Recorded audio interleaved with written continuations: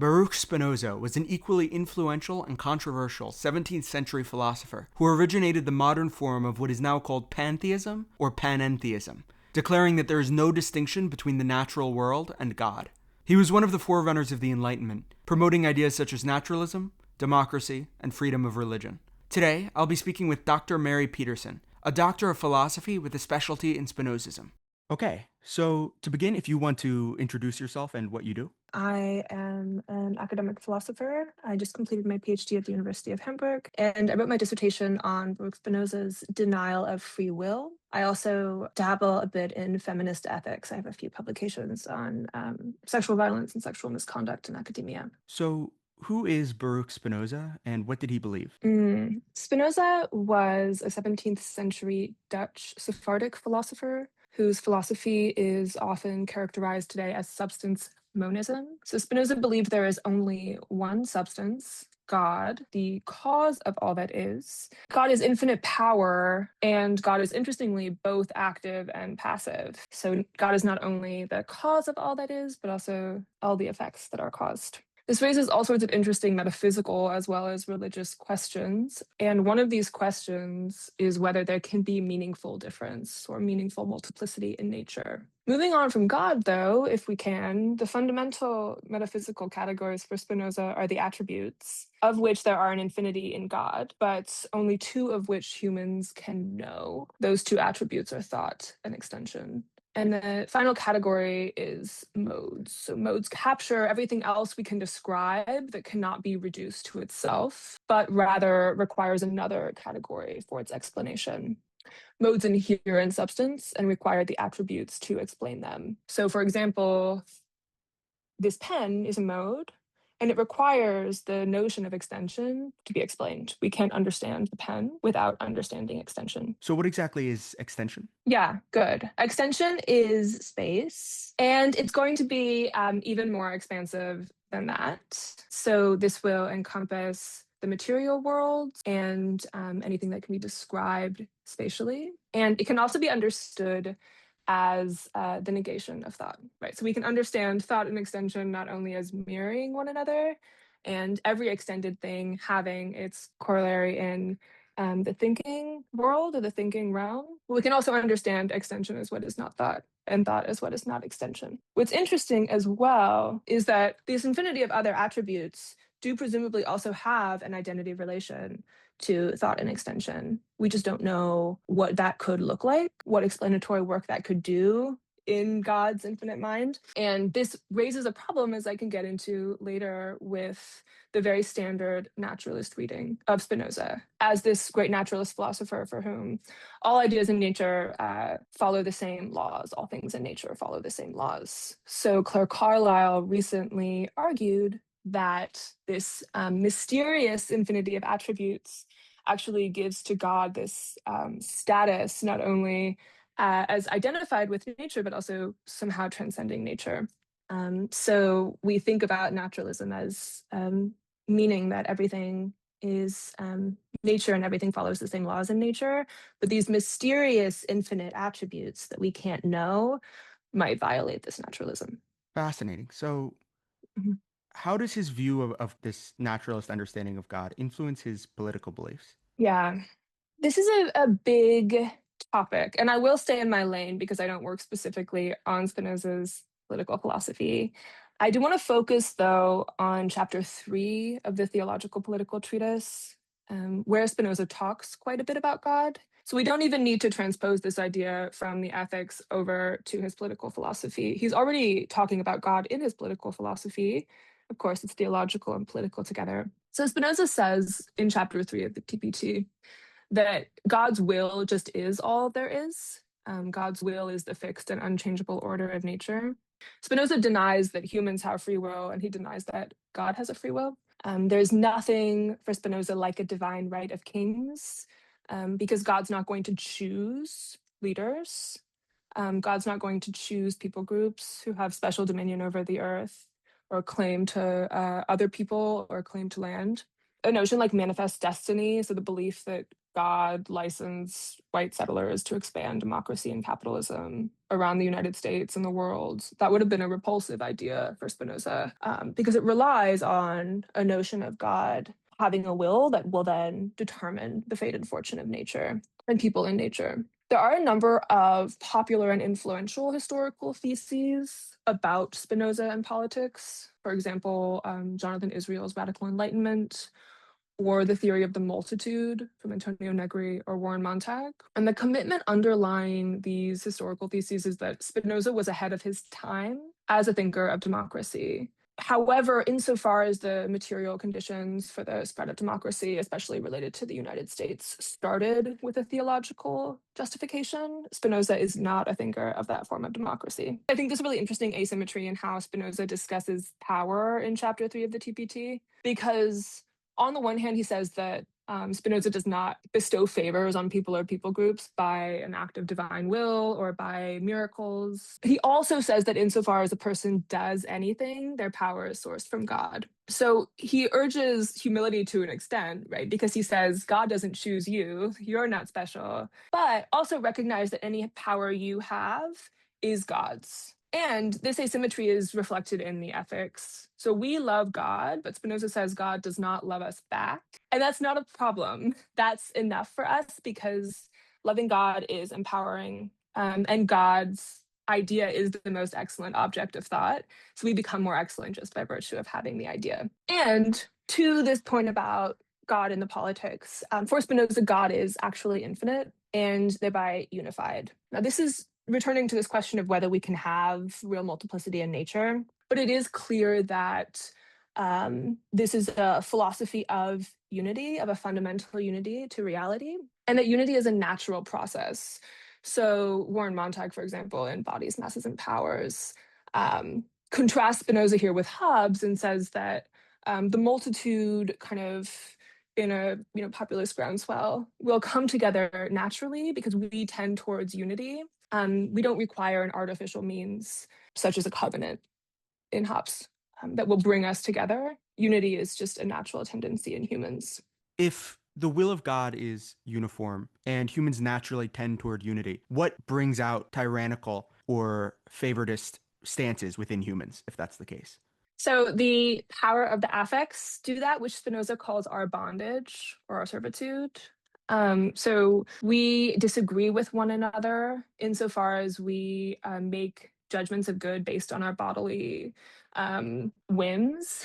So I might be in a cranky mood and I'm underslept, and so that's affecting my mood. And then I pick an argument with my spouse or something like that.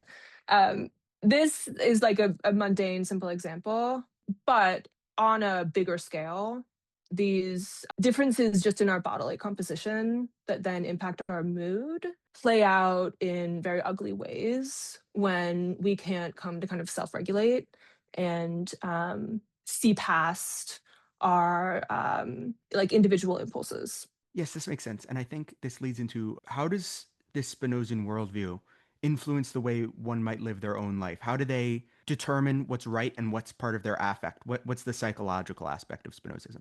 Yeah, great.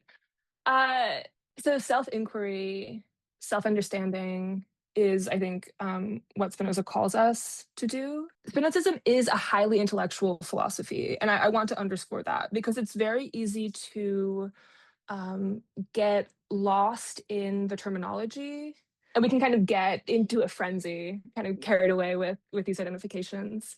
So how to ground Spinoza's philosophy in our practical life, I think, does involve an understanding of our own affect, our tendencies, when something is merely a result of us, or when we're responding to something that's truly in the world.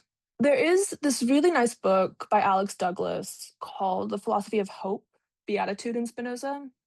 And he proposes what I interpret essentially as a meditative exercise, starting from Spinoza's principles.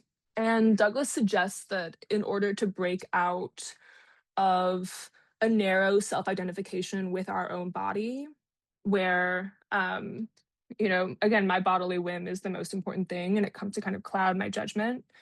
And also where I suffer because, for example, I fear death. So the fear of bodily death then keeps me in an emotional chokehold. Spinoza says the free man thinks least of death. So this meditative exercise, Douglas suggests, and I really like, is that we start to detach our self from the body that we have and start to identify with bodies outside of us.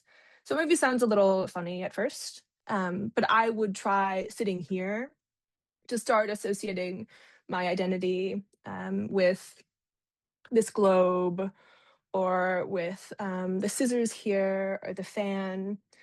And as I do that, then I move to more expansive identifications. So it's not only one discrete object in the room, but everything in the room. And then all of the bodies on my street and all of the bodies in my city. And over time, through practice, the exercise terminates in an identification with all of nature, like God. I don't want to say embodies, but like God's superdeterminate being is an identification with all things. And I think, yeah, I think this exercise is a nice kind of almost like a loving kindness meditation, right? Where you start to send love to more expansive circles in nature. It's sort of like that. Now, about the body, because I think we often think about the practical component of a philosophy involving some sort of embodied practice. Spinoza has different things to say about the body. So, for example, in book 2 of the Ethics, Proposition 14, he says the human mind is more capable of perception as the body is more capable of causal interaction with other bodies, which seems to mean that the more mobile our body is, the more able we are to get around and interact with other things, then the more thoughts we can have in our mind, the more sort of plastic and malleable our mind.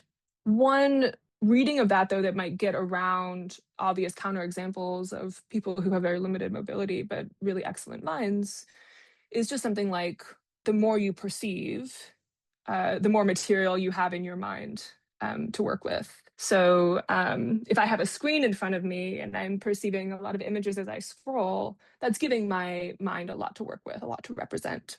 However, Spinoza seems to double down in the last book of the Ethics. And he says, he who has a body capable of a great many things has a mind which is very much conscious of itself and of God and of things. And what he's talking about here is somehow attaching every affect in the body to an idea of God, and somehow with our rational mind blessing our body, bringing our body into a state of blessedness. And in the same scholium, he says, if we pass the whole length of our life with a sound mind and a sound body, that is considered happiness. So I think living a blessed life for Spinoza does to some extent involve care of the body. And he does talk about nourishing ourselves with good food. I think it is clear that a free person does not hate her body, does not have a troubled antagonistic relationship with her body or with bodies in general. Does that go a little bit towards answering the question? Yes, absolutely. Some of the things you were mentioning about identifying with bodies outside of yourself made me curious about maybe a connection with the idea of ego death or some Yeah. streams of Hinduism. Do you think there was an influence on Spinoza from these philosophies, or do you think it was an independent conclusion? Yeah. Great question. So I'm not prepared to make a historical claim about influence, about what Spinoza was reading. And I think there's a debate about identity in Spinoza and whether modes at a very granular level, when they causally interact, are entirely destroyed, or whether something like the human being, has identity over time.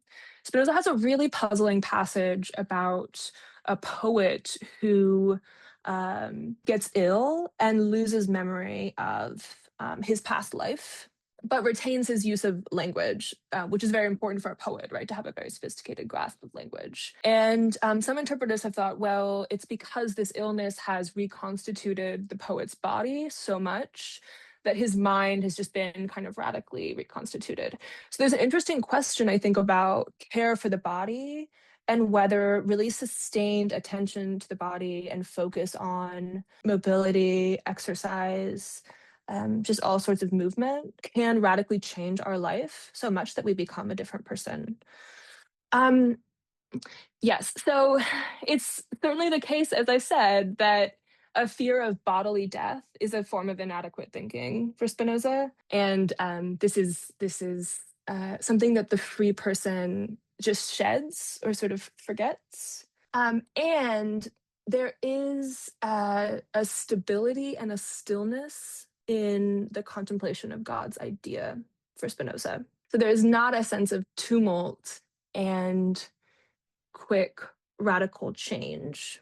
And yet, yeah, Spinoza is often read as a rational mystic. And at the end of the Ethics, he seems to promise a kind of unity with God. And he says that love of God is also love of the self. And so, yeah, fundamentally, the self and God are one in this picture. And that is a violent form of eco-death that is supposed to have a very powerful ethical upshot for us. You bring up the mystical elements of Spinoza and how they interact with his rationalism. Something I've heard from many people is that Spinozism is sort of closet atheism, and I think these are accusations going all the way back to his time. How would you explain the difference between naturalist or materialist atheism and Spinozism? Yeah, thank you for this question. I think there is a little bit of a horseshoe effect happening in interpretations of Spinoza, where we have atheism here and pantheism here, and they sort of blend into one another. So if for the atheist, there is no God, and for the pantheist, everything is God, the opponent who's going to kind of get angry at Spinoza for saying, oh, you've denied a Trinitarian conception of God, you've moved us away from a God that seems recognizable. By positing that everything is God, you're really saying that nothing is God in any meaningful sense. But I find that kind of objection so interesting. And of course, it has less weight now when we're in more of a secular and less of a religious time. So Spinoza's books are not being banned with as much sort of venom and vigor as, of course, they were in earlier centuries. But I find that so interesting. An objection to Spinoza on the grounds that his idea of God is outrageous or something, because Spinoza offers us, well, first of all, he's committed to the idea that we are not as humans made in the image of God, but God is made in the image of humans. So humans project their own self-conception onto the imagined other, in this case, God. And Spinoza invites the reader to question that self-conception first and foremost. So why is it appealing that you have a God whose hands are in nature and who's determining the outcome and who's awarding rewards based on good behavior and punishing based on bad behavior? What is the need for you, in you for that conception of God? And Spinoza is inviting us to rigorously question ourselves. And the reader who's outraged at Spinoza's purported atheism is not engaging in that kind of form of self-inquiry. I think this just gets a little bit into what Spinoza thinks about our first-person experience and Spinoza's epistemology. So he thinks that there are features of our subjective experience that delude us or that lead us into illusion. And some of those are the belief in our free will, the belief in teleology, the belief so essential ends in nature. And those incorrect self-conceptions are some of the things that we then project onto God. So yeah, we need to start in thinking about Spinoza's God and what we might want that to be. We need to start thinking about where those characteristics are coming from. Spinoza also has very strong differences with the Abrahamic religions. I understand he was born into a Jewish community where he was eventually expelled for his positions. How did the surrounding Jewish and Christian influences shape Spinoza's worldview? What does he take from them and what does he reject? It is a historical question whether Spinoza was expelled for his controversial positions and not for other disagreements with religious leaders. For example, a business dispute. So he inherited his father's business. There were some debts attached to the business. Spinoza may have handled those debts in a way that was unappealing to his religious leaders. So the details of that expulsion may not have been ideological. However, it does seem to be that Spinoza stayed away from this community for the rest of his life because of his beliefs, and perhaps because he found a better community. So the intellectual community he found in Amsterdam was made up of Dutch collegians, a Protestant sect that was sort of anti-doctrinal, rejected Trinitarian conception of God. And also some people in this circle of Spinoza's who were reading Spinoza's work in Dutch, not all of them reading Latin. Some of them were purported atheists as well. So when we think about interpreting Spinoza as an atheist, that's not necessarily a stretch from his milieu. I like the question in terms of doing the work we sort of all do growing up to piece apart what was true in the received beliefs of our family or of our upbringing, and then what we need to kind of toss. So I think Spinoza retained Cartesian language, and he would have been studying Descartes in this community he had. And I think he retained a deep investment and interest in contemplation and in a notion of God as powerful. And I think he rejected a Trinitarian conception of God from the Protestant traditions that would have been around during that time. I think he gave a view of the self that's much more measured than you might find in Christianity. So the Christian view of the self as both infinitely free and like God, but also sinful, fallen, fundamentally separated from God, and sort of vacillating between these two extremes because of freedom and sin. Spinoza is going to have the human here as someone who has a tendency to be led by the affects, to not think clearly, and yet also someone whose nature is power and whose nature is not to be inherently crooked or sinful. Speaking of Descartes and Spinoza's rationalist influences, something they're very concerned with is how we determine truth. Mm-hmm. If we're simply products of nature and we don't have free will, how can we trust our senses and beliefs? This is something I've often heard from Christians who have the idea that in order to be able to trust ourself, we need free will in order to decide what we believe. How would a Spinozist respond? Well, Spinoza will first knock off this idea of trust arising from the possession of free will, because there's a lot of pressure put on us when we have free will to control ourselves, to control our judgments, to control our tongue, to withhold judgment until we have full assurance, and only assent when there's certainty. That would be the Cartesian picture. Spinoza thinks we just fundamentally do not have control over our thoughts, over our judgments. He uses dreams and intrusive thoughts and the tendency to chatter, to talk a lot. Freudian slips would be maybe a good example of this lack of control. So the first means Spinoza would have of denying free will is just saying, listen, we don't have the control that the Christian or the Cartesian thinks we have. Basically, in terms of determining truth, Spinoza has a threefold epistemology. So there are ideas we derive from sense perception, images, senses, sound, smells. Then there are common notions that enable us to reason about bodies.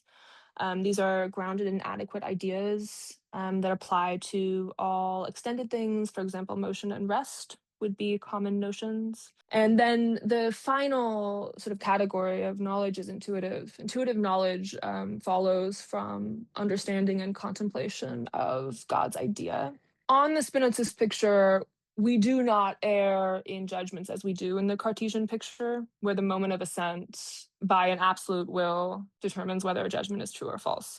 So truth is determined by how much information we have, the fullness and clarity of our perceptions, how full our entire picture of reality is. And it's determined by our idea of God. Our idea of God as infinite power disabuses us of the illusions that structure our experience. So as I mentioned before, right, the illusion of free will, the illusion of control, and the illusion of teleology, or purposiveness in nature. So if we are simply products of nature without free will, I think we can trust our senses and beliefs to be natural, to not be aberrations, because again, everything is just a product of nature. Our errors as much as our true judgments. So even though, we project all sorts of weird things onto the world and we get it completely wrong, we do so due to natural processes. It's natural to believe we have free will. So I think being a product of nature should instill some trust in us. And indeed, Spinoza thinks this, right? So he says in the preface to Book 3 that other philosophers, and we might think about natural law theorists, right, who think humans follow a distinct moral law over and above physical laws. These philosophers, Spinoza says, believe that man disturbs rather than follows the order of nature, that he has absolute power over his actions and that he's determined only by himself. And they attribute the cause of human impotence not to the common power of nature, but to a vice of human nature. So this is the putting humans on a pedestal and saying they have absolute control, and then knocking them off the pedestal because why do they keep failing to have control? Later in that preface, Spinoza says nothing happens in nature which can be attributed to any defect in it. Our affects might be disturbing in that we wish we didn't have them. They're not a curse, right? They're not sinful. They're nothing that reflects a divine order stacked against us. There's nothing like that. Everything that we think is the effect of blind causal processes. And sort of thinking about Descartes' metaphor in the Meditations about the malevolent demon, the demon who's kind of trying to deceive us. We might also have a trust in reality that there's no ill will against us that makes us err. It's just the way it is. It's just the way it is that we have a finite understanding of the external world we perceive. Just the nature of being a human and having the minds that we have. I think, on the other hand, Spinoza has a psychology of association where our beliefs are influenced by the other ideas in our mind. And so there's some impetus to stack our mind with excellent ideas. And so we are filtering new information through adequate, excellent ideas. The most excellent, of course, being God's idea, so that we don't lead ourselves astray more and more, and every new perception we have is measured against the already existing excellent thoughts in our mind. Does that go towards answering the question? I mean, it's a very rich question. Yes, I think it certainly does. So a lot of people are searching for answers to these very old existential questions, especially how a material body can give rise to a real inner experience, like a qualitative experience, or the hard problem of consciousness, as it's often called. How can thought and extension interact with each other in Spinozan language? How did Spinoza answer this question? Ooh, the trouble in translating inner experience to thought in Spinoza's language is that Spinoza objectifies thought. So we've talked about this parallel structure between extended objects and ideas. Every extended thing has an idea in God's mind. And so this objectification of thought is really the thought in God's mind. And God, for Spinoza, it's not like Berkeley's God, where it's always perceiving nature and sort of keeping its eyes open when everyone else falls asleep or something like that. Again, we don't know what God's phenomenal experience would be like. Truly very, very different from what we experience because of this infinity of attributes that are not exposed to us. But it's very hard to translate this notion of God's mind and maybe the panpsychism that follows, in that everything in nature has an idea in God's mind, and so at some level is animate in the same way. And Spinoza does say this. It's hard to translate that to something recognizable as consciousness in this framework. Variability, sort of the richness of experience, phenomenal description.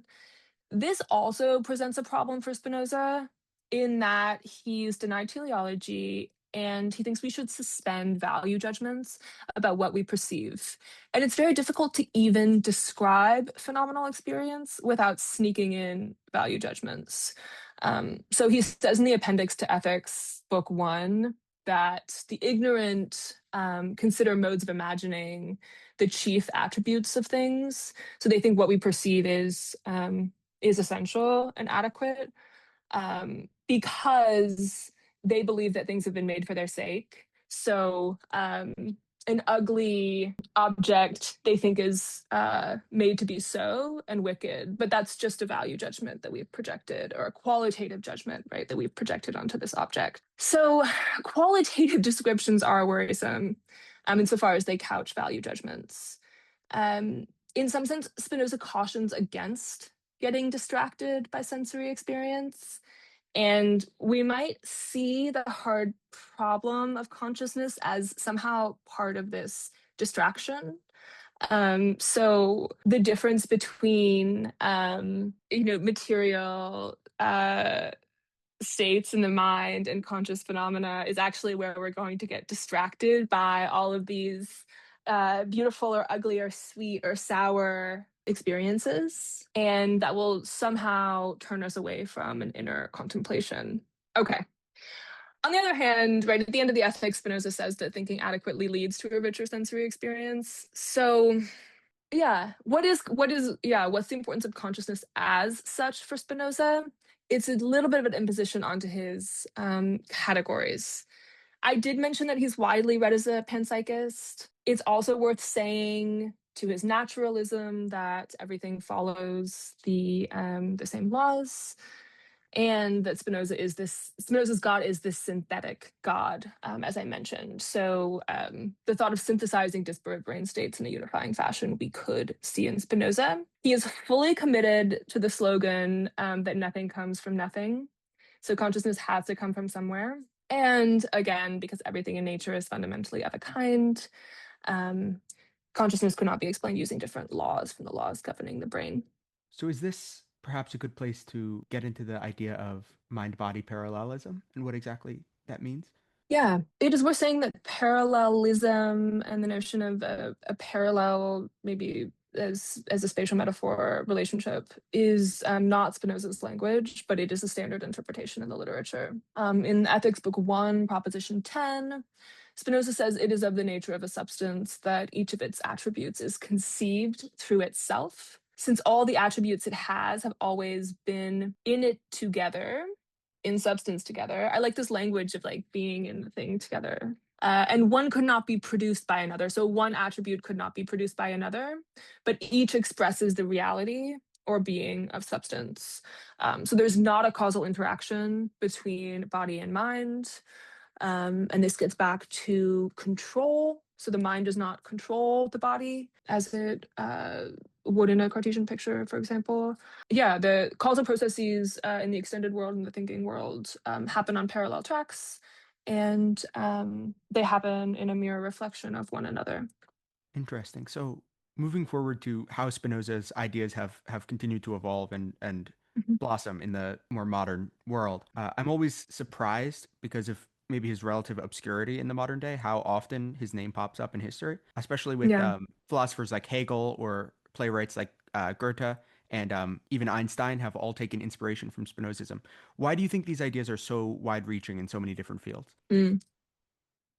I think I have an answer with a slightly more negative valence and an answer with a more positive valence. So it might be that these ideas have been so influential because they're very vague or bare bones as a metaphysical system.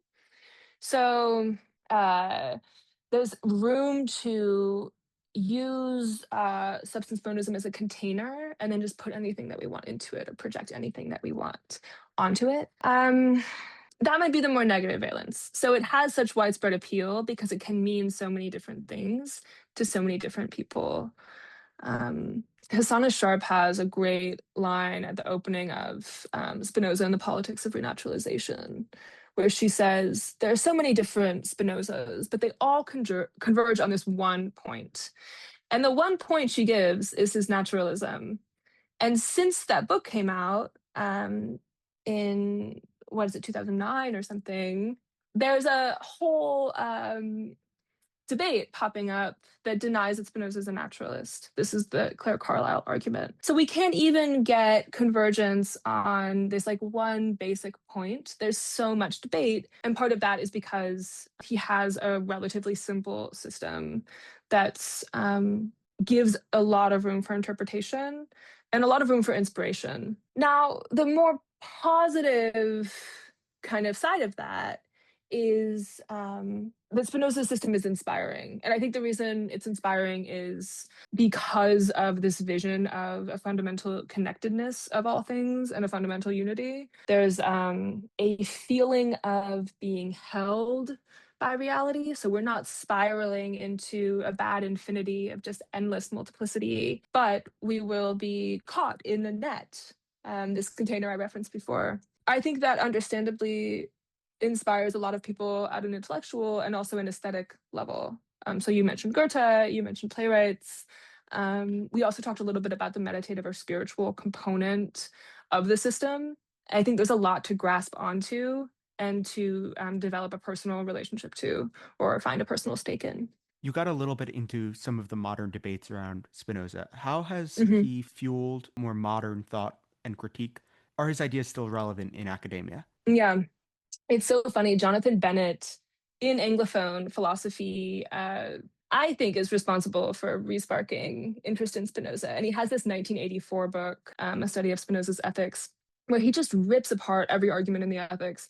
Hates Spinoza, thinks he thinks like Spinoza's bad at reasoning. He can't make a good argument. Like there's nothing there. But even though he thinks there's nothing there, he writes, a sizable book. But he's very negative. And the tone has totally shifted.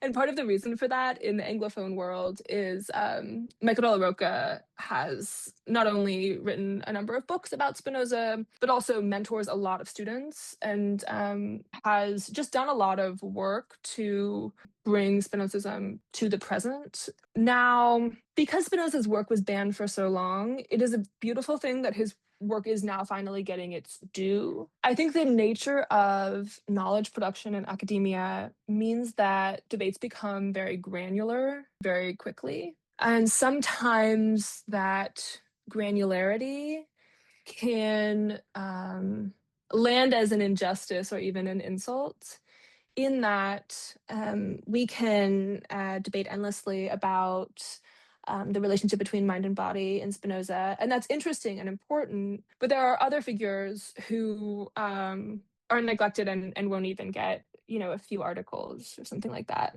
So the way in which Spinoza's ideas have exploded, we sometimes lose the plot, I think. I did realize I never asked about why Spinoza's ideas were specifically so controversial. I mean, some of it is relatively obvious with like his disagreements with Christianity, but it seems like there's a particular fear of Spinoza. Would you be able to elaborate on that or why you think his ideas in particular seemed so threatening? Yeah, I think it is the atheism. I think he was interested in empirical science, but he gave a strong, he didn't mince words, right? So Hobbes says that he didn't dare to write as boldly as Spinoza. Spinoza was very plain in his writing. And although he exercised caution in his life and he didn't publish the ethics while he was still alive, there is a sense of speaking his convictions plainly. And I think that's even reflected in the simplicity of the system and then in the method, the geometric method of the ethics. Both of those betray, I think, a desire to be understood. And to this point about knowledge production in academia, a desire not to produce puzzles, but rather to advance arguments with a clear foundation. So if somebody's interested in exploring these ideas in more depth, where would you recommend they start? I'm a firm believer in finding any personal stake that will give you an in, because sometimes, despite this being a simple system that's relatively straightforward, the new terminology can feel opaque if you don't know what an attribute is, or wish you would stop arguing about substance because we never talk about substance in philosophy anymore, or something like that. I would just find whatever in you have. So if you're a fan of Deleuze, look to his books on Spinoza. That may not get you the best reading, and it might mislead you in all sorts of ways, but that will be a personal in. If you love literature, I would suggest going to George Eliot's translation, which has only recently been edited and released by Claire Carlyle. That's really lovely. And just go towards anything that will feel personal. In terms of introductory books, Mike Rocca's 2008 book on Spinoza is really good. Genevieve Lloyd also has a clear Routledge philosophy book, Introduction to Spinoza. That can be helpful too. Great. And do you have any links or platforms you would like to share if people want to follow your work? Yeah, I have a personal website that I updated recently this week, and you can see a link to my Phil Papers page, and also my email if you want to shoot me an email. Thank you for coming on, and thank you for watching. If you enjoyed the video, please subscribe and leave a comment with your thoughts on what Dr. Peterson had to say.